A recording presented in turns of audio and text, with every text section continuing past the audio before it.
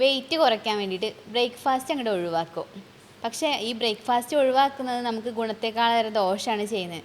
പക്ഷേ നമുക്ക് ചെയ്യാൻ പറ്റുന്ന ഒരു കാര്യം വെയിറ്റ് ലോസിനായിട്ട് എന്തെങ്കിലും ബ്രേക്ക്ഫാസ്റ്റിൽ ആഡ് ചെയ്യാനോ അല്ലെങ്കിൽ ബ്രേക്ക്ഫാസ്റ്റിൽ നിന്ന് എന്തെങ്കിലും വെയിറ്റ് കൂട്ടുന്ന കാര്യങ്ങളുണ്ടെങ്കിൽ ഒഴിവാക്കുകയോ ചെയ്യാമല്ലോ.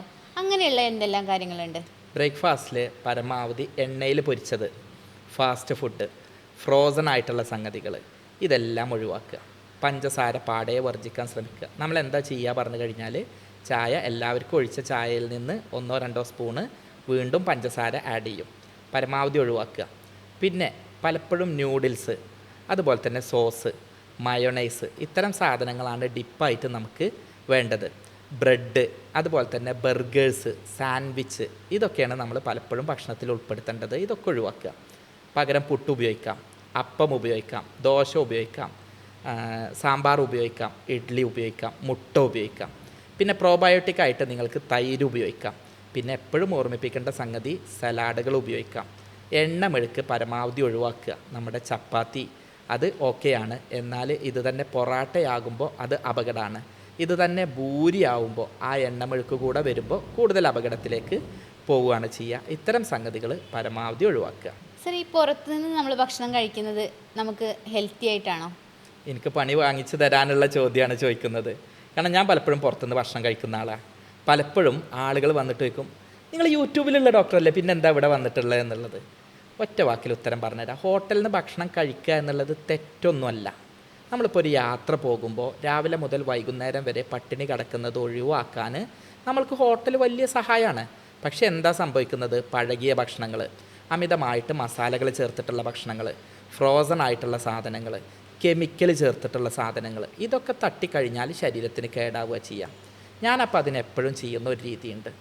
ആദ്യമേ ഫ്രീസറില്ലാത്ത ഹോട്ടലിൽ പോയിട്ട് തപ്പിയെടുക്കും. അപ്പം നിങ്ങൾ ചോദിക്കും, ഫ്രീസറില്ലാതെ ഫ്രീസറിൽ വെക്കാതെ പഴകിയ ഭക്ഷണം ഉണ്ടെങ്കിലോ? ഒന്നും ചെയ്യാനില്ല. പലപ്പോഴും വലിയ ഹോട്ടലായിരിക്കും, വലിയ ഫ്രീസറായിരിക്കും, വലിയ കെമിക്കലായിരിക്കും. അത്യാവശ്യം വിശ്വസ്തരായിട്ടുള്ള, മായം ചേർത്തില്ല എന്ന് നമുക്കൊരു ബോധ്യമുള്ള സ്ഥലങ്ങളിൽ നിന്ന് കഴിക്കുക. എന്ന് വെച്ചാൽ ഇതിനെ പ്രൊമോട്ട് ചെയ്യല്ല.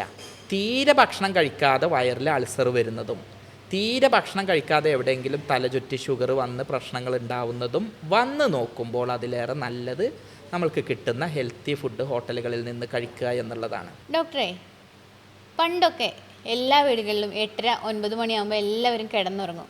പക്ഷേ ഇന്ന് അങ്ങനെയല്ല. പലരും പല ടൈമുകളിലാണ് ഉറങ്ങുന്നത്. നമുക്ക് ഉറങ്ങാനുള്ള ഏറ്റവും നല്ല ടൈം ഏതാണ്? ഒറ്റ വാക്കിൽ ഉത്തരം പറഞ്ഞാൽ, എത്രത്തോളം നേരത്തെ ഉറങ്ങാൻ പറ്റുമോ അത്രയും നല്ലത്. എത്രത്തോളം നേരത്തെ എഴുന്നേൽക്കാൻ പറ്റുമോ അത്രത്തോളം നല്ലത്. ഞാൻ എൻ്റെ നാട്ടിൽ നല്ല ഹെൽത്തി ആയിട്ടുള്ള ഒരാളെ കണ്ടിരുന്നു. അപ്പോൾ അവരോട് കാര്യങ്ങൾ എപ്പോഴും പറയുമ്പോൾ അവർ പറയുന്ന ഒരു സംഗതി ഉണ്ട്. ഞാൻ 7 മണിക്ക് ശേഷം ഭക്ഷണം കഴിക്കില്ല. ഞാൻ 8:30 ശേഷം പുറത്തേക്ക് ഇറങ്ങുകയോ ബാക്കി ഒന്നും ചിന്തിക്കുകയോ ചെയ്യില്ല. 9 മണിയായി കഴിഞ്ഞാൽ പിന്നെ എന്നെ വിളിച്ചാലേ കിട്ടില്ല. ഞാൻ രാവിലെ 4 മണിയാകുമ്പോൾ എണീക്കുമെന്നുള്ളത്. ഞാൻ 10ാം ക്ലാസ്സൊക്കെ പഠിക്കുന്നതിൻ്റെ മുൻപാണ് കേട്ടോ ഇവരെ കണ്ടത്. പക്ഷേ പിന്നീട് എൻട്രൻസ് പഠിച്ചു, ഡോക്ടറാവാൻ പഠിച്ചു, ഡോക്ടറായി. ഇപ്പോഴും അന്നത്തെ അതേ ആരോഗ്യത്തിൽ അവർ ജീവിച്ചിരിപ്പുണ്ട്. എനിക്ക് പലപ്പോഴും ആളുകളെ ഉപദേശിക്കാനുള്ളതും എനിക്ക് പലപ്പോഴും കഴിയാത്തതായിട്ടുള്ള ഒരു സംഗതി അത് തന്നെയാണ്. നേരത്തെ കിടക്കുക. അതിന് വേണ്ടിയിട്ട് ഇന്ന് നമ്മൾ ചെയ്യേണ്ടത് എന്താണെന്നറിയോ? രാത്രി ഒരു 7 മണിയുടെ മുൻപ് ഭക്ഷണം കഴിക്കാൻ പറ്റിയ അത്രയും നല്ലത്. അതിനുശേഷം അനാവശ്യമായിട്ടുള്ള ഫോണിൽ ഞോണ്ടി കളിക്കുന്നത് ഒഴിവാക്കുക. പലരും ഇപ്പം എന്നെ ഈ കാണുന്നത് രാത്രി 1 മണിക്കും 2 മണിക്കൊക്കെ ആയിരിക്കും. ഞാൻ അടക്കം പലപ്പോഴും അത് ചെയ്യാറുണ്ട്. ജീവിതത്തിൻ്റെ ആ ഒരു യാത്രയിൽ പലപ്പോഴും നമുക്ക് ഇത് ഒഴിവാക്കാനും പറ്റില്ല. പറ്റുന്ന അത്ര നേരത്തെ എല്ലാവരും ഓരോ അരമണിക്കൂർ നേരത്തെ ആക്കി കൊണ്ടുവന്നാൽ അത്രയും നല്ലത്. ഇപ്പോൾ ഒരു സെക്യൂരിറ്റി ജീവനക്കാരൻ, അല്ലെങ്കിൽ രാത്രി ഹോട്ടൽ ഡ്യൂട്ടി ചെയ്യുന്ന ഒരാൾ, അല്ലെങ്കിൽ നൈറ്റ് ബസ്സിൽ സർവീസ് ചെയ്യുന്ന ആൾ, അവരോട് നമ്മൾ 7 മണിക്ക് കിടക്കണമെന്ന് പറഞ്ഞാൽ കഴിയില്ല. എല്ലാവരും ഒരു 9 മണിക്കെങ്കിലും ഉറങ്ങാൻ ശ്രമിക്കുക. എന്നാലേ നമുക്കൊരു 11 മണിക്കെങ്കിലും കഴിയുള്ളൂ. പിന്നുള്ള ഓരോ മണിക്കൂറും നമുക്ക് ആയുസ്സിൽ നിന്നും ആരോഗ്യത്തിൽ നിന്നും വേസ്റ്റാണ് എന്നുള്ളതാണ് യാഥാർത്ഥ്യം. രാത്രി 12 മണി കഴിഞ്ഞിട്ടുള്ള ഉറക്കം നമ്മുടെ ലൈഫിൽ ഉണ്ടാക്കുന്ന പ്രശ്നങ്ങൾ എന്തെല്ലാമാണ്?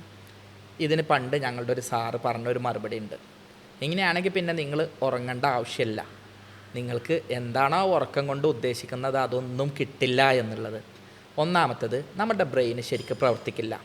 ബയോളജിക്കൽ ക്ലോക്ക് ശരിക്കും പ്രവർത്തിക്കില്ല. അതുകൊണ്ട് തന്നെ ഒരു തരം ആങ്സൈറ്റിയും ഒരു തരം കൺഫ്യൂഷനും ഒരു തരം മന്ദപ്പും ത്രൂ ഔട്ട് ദ ഡേ ഉണ്ടാകും. എന്ന് മാത്രമല്ല, നമ്മളിപ്പോൾ 11 മണിക്ക് ഉറങ്ങിയിട്ട് 4 മണിക്ക് എഴുന്നേൽക്കുക, അല്ലെങ്കിൽ 5 മണിക്ക് എഴുന്നേൽക്കുന്ന ആൾ 12 മണിക്ക് ഉറങ്ങിയിട്ട് 7 മണി വരെ കിടന്നാൽ ആ ഒരു എഫിഷ്യൻസി കിട്ടില്ല. അതുകൊണ്ട് തന്നെ നമ്മൾ ചെയ്യേണ്ടത് നേരത്തെ കിടക്കാൻ ശ്രമിക്കുക എന്നുള്ളതാണ്. നമ്മളെ ഭക്ഷണം മുഴുവൻ തടിമ പിടിച്ചിട്ട് തടി കൂടാനുള്ളൊരു കാരണമാകും. ഈ പറഞ്ഞിട്ടുള്ള ഓർമ്മക്കുറവ് പോലെയുള്ള സ്ട്രെസ്സ് പോലെയുള്ള കാരണങ്ങൾ ഉണ്ടാവാൻ സാധ്യതയുണ്ട്. BP കൂടാനും അമിതവണ്ണം ഉണ്ടാവാനും ബോഡിക്ക് റെസ്റ്റ് കിട്ടാതെ ഉറക്കം കിട്ടാതെ മറ്റ് രോഗങ്ങൾ വരാനും വൈകി ഉറങ്ങുന്നത് കാരണമാവുന്നുണ്ട്. ഇപ്പോൾ പലരിലും കണ്ടുവരുന്ന ഒന്നാണ്, പ്രായമായിട്ടുണ്ടാവില്ല പക്ഷെ മുടിയൊക്കെ നരച്ചു വരുന്നുണ്ട്. എന്തുകൊണ്ടാണ് ഈ ജനറേഷനിൽ പെട്ടെന്ന് തന്നെ മുടി നരയ്ക്കുന്നത്? ഒന്നാമത്തത് പാരമ്പര്യത്തിൽ വലിയൊരു ഘടകമാണ്. നമ്മളടുത്തൊക്കെ പലപ്പോഴും രോഗികൾ വരും. എനിക്ക് കഴിഞ്ഞ ദിവസം കാസർഗോഡ് നിന്നൊരു പേഷ്യൻ്റ് വന്നിരുന്നു. ഒരു ഡോക്ടർ എന്നുള്ള നിലക്ക് തീരുമാനം എടുക്കാൻ ഏറ്റവും പ്രയാസമുള്ളൊരു സംഗതിയായിരുന്നു. അവർ ലീവ് എടുത്ത് ഗൾഫിൽ നിന്ന് വന്ന് വണ്ടിയൊക്കെ വിളിച്ച് വന്നതാണ്. മുൻപൊരു പേഷ്യൻറ്റിന് ഇതുപോലെ മാറിയിട്ടുണ്ട്, അപ്പോൾ അത് മാറ്റി തരുമോ എന്ന് ചോദിച്ചിട്ട്. എൻ്റെ മുന്നിൽ 2 ഓപ്ഷനാണുള്ളത്. ഇവർ നാട്ടിലേക്ക് വന്നിട്ടുള്ള പ്രധാന ലക്ഷ്യം എന്നുള്ളത് എന്നെ കാണുക എന്നുള്ളതാണ്. അവരുടെ അടുത്ത് നിന്ന് കുറേ പൈസ വാങ്ങിയിട്ട് മരുന്ന് കൊടുക്കുക. രണ്ടാമതൊരു പ്രശ്നമുണ്ട്, ഇവരോട് നോ എന്ന് പറയുകയാണെങ്കിൽ അവരാകെ നിരാശയാവും. അപ്പോൾ ഈ ഒരു യാഥാർത്ഥ്യം എല്ലാവരും മനസ്സിലാക്കേണ്ടതുണ്ട്. ചില ആളുകളിൽ ഇത് പാരമ്പര്യമായിരിക്കും, ജനിതകമായിരിക്കും, അത് മാറാൻ പ്രയാസമാണ്. ഇന്നത്തെ അറിവ്, ഇന്നത്തെ വൈദ്യശാസ്ത്ര അറിവ് വെച്ചിട്ട് ആരെങ്കിലും മാറ്റിത്തരാ ഗ്യാരണ്ടി തരാമെന്നൊക്കെ പറഞ്ഞാൽ ശുദ്ധ തട്ടിപ്പാണ്. ഇനി രണ്ടാമത്തത് സ്ട്രെസ്സ് കാരണം സംഭവിക്കും, ഭക്ഷണ രീതി കൊണ്ട് സംഭവിക്കും, വൈറ്റമിൻ B12 കുറവ് കാരണം സംഭവിക്കും, കെമിക്കൽ പോലുള്ളവ ശരീരത്തിൽ ഉപയോഗിക്കുന്നത് കൊണ്ട് സംഭവിക്കും, ചില സംഗതികൾ ശരീരത്തിൽ കോണ്ടാക്ട് ചെയ്തിട്ട് അതിൻ്റെ കാരണം കൊണ്ട് സംഭവിക്കും, മറ്റ് രോഗങ്ങൾ തൈറോയിഡ് പോലുള്ള രോഗങ്ങൾ കൊണ്ട് സംഭവിക്കും, ജീവിതശൈലിയിൽ ശ്രദ്ധയില്ലായ്മ കൊണ്ട് സംഭവിക്കും, ചിലർക്ക് ഡൈ പോലുള്ള സാധനങ്ങൾ ഉപയോഗിച്ചാൽ പിന്നീട് അത് കൂടുന്നതും കണ്ടിട്ടുണ്ട്. അപ്പോൾ ഈ ഓരോ കാരണങ്ങൾ നോക്കിയിട്ട് എന്താണ് അത് എന്നുള്ളത് കൃത്യമായിട്ട് അനലൈസ് ചെയ്താൽ നമുക്കത് ഈസി ആയിട്ട് വരുതിയിലാക്കാൻ കഴിയും. നമ്മൾ ഇത്രയും സമയം രാവിലെ ചെയ്യേണ്ട കാര്യങ്ങളല്ലേ പറഞ്ഞത്. ഇനി നമ്മൾ രാത്രി ഉറങ്ങുന്നതിന് മുൻപായിട്ട് ചെയ്യേണ്ട കാര്യങ്ങളെക്കുറിച്ച് പറയാം. ഇപ്പോൾ നമ്മൾ രാത്രി ഉറങ്ങുന്നതിന് മുൻപായിട്ട് കുളിക്കണം നിർബന്ധമുണ്ടോ? ഒന്നാമത്തെ കാര്യം, നന്നായിട്ട് വിയർത്ത് വരികയായിരിക്കും നമ്മൾ.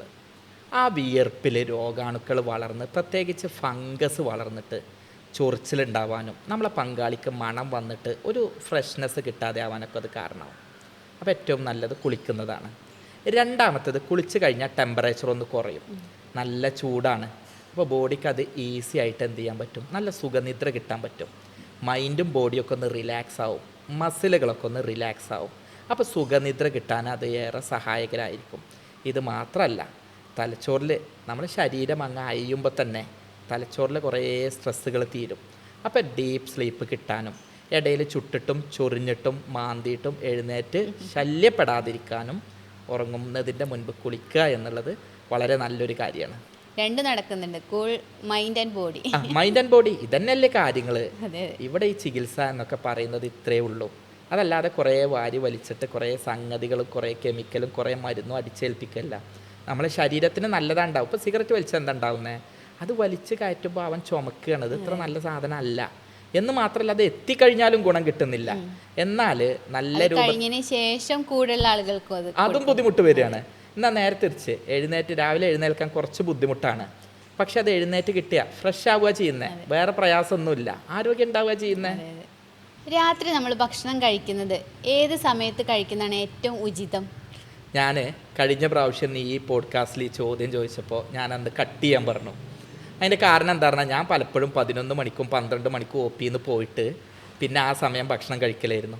കഴിഞ്ഞ പോഡ്കാസ്റ്റിന് ശേഷം പ്രത്യേകിച്ച് നോമ്പും കൂടെ വന്നതുകൊണ്ട് എനിക്ക് ആ ഒരു കാര്യം നന്നായിട്ട് പാലിക്കാൻ കഴിഞ്ഞു. അപ്പോൾ ഇപ്രാവശ്യം കട്ട് ചെയ്യാതെ ആൻസർ ചെയ്യാം. ഏറ്റവും നല്ലത് കിടക്കുന്നതിൻ്റെ ഒരു 2-3 മണിക്കൂർ മുൻപ് ഭക്ഷണം കഴിക്കുന്നതാണ് നല്ലത്. ഏറ്റവും നല്ലത് 7 മണിക്ക് മുൻപ് നിങ്ങൾക്ക് ഭക്ഷണം കഴിക്കാൻ പറ്റിയ അത്രയും നല്ലത്. പക്ഷേ 7 മണിക്ക് ഭക്ഷണം കഴിച്ച് 12 മണിയാകുമ്പോഴത്തേന് വിശക്കുന്ന അവസ്ഥ ഉണ്ടാവരുത്. അപ്പോൾ അതിന് വേണ്ടിയിട്ട് നേരത്തെ കിടന്നുറങ്ങും ചെയ്യാം. അപ്പോൾ 2 ഗുണമുണ്ട്, നേരത്തെ കിടക്കും ചെയ്യും, നേരത്തെ ഭക്ഷണം കഴിക്കുകയും ചെയ്യും. അങ്ങനെ ആകുമ്പോൾ ആ കഴിച്ച ഭക്ഷണം തടിമ പിടിക്കില്ല. നേരെ മറിച്ച് നന്നായിട്ട് ഹെവി മീൽ അങ്ങ് കഴിച്ചിട്ട് കിടക്കുകയാണെങ്കിൽ ഒന്നും ഉറക്കം വരില്ല, 2 കൂർക്കം വലിച്ച് കിടക്കും. അങ്ങനെ വരുമ്പോൾ ആ ഭക്ഷണം മുഴുവൻ തടിമ പിടിച്ചിട്ട് അത് അമിതവണ്ണത്തിലേക്കും ദുർമേധസ്സിലേക്കും കാരണമാവും.